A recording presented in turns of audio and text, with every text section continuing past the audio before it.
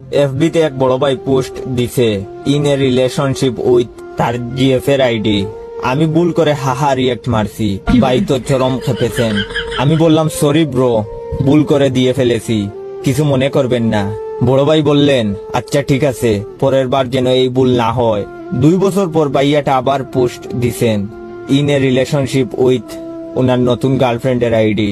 আমি এবার wow react দিলাম, সাথে একটা কমেন্টও করলাম, ভাই আগের বার হাহা রিয়েক্ট দিয়ে ভুল করছি, এইবার দেখেন ওয়াও দিছি।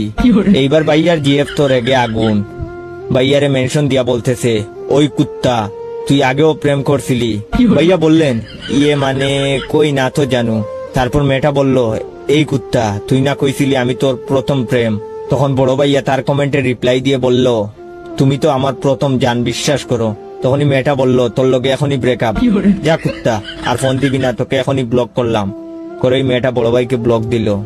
আমি চুপি চুপি ঝগড়া দেখছিলাম, এতক্ষণ রিপ্লাই হচ্ছে না, হয়তো ব্লক লিস্টে পড়ে গেছে এতক্ষণে। আমি চ্যাট অফ করে রাখছি, তাই ভাইয়াও মেসেজ দিতে পারছেন না।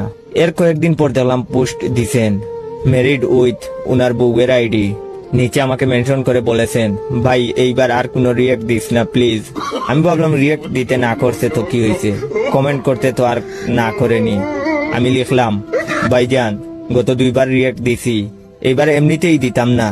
আমার কমেন্টে রিপ্লাই দিয়ে ভাবিজান ভাইজানকে মেনশন করে লিখছে এর আগে 2 বার মানে কি, তুমি কি আগেও 2 বার বিয়ে করছিলা, যা তোরে তালাক।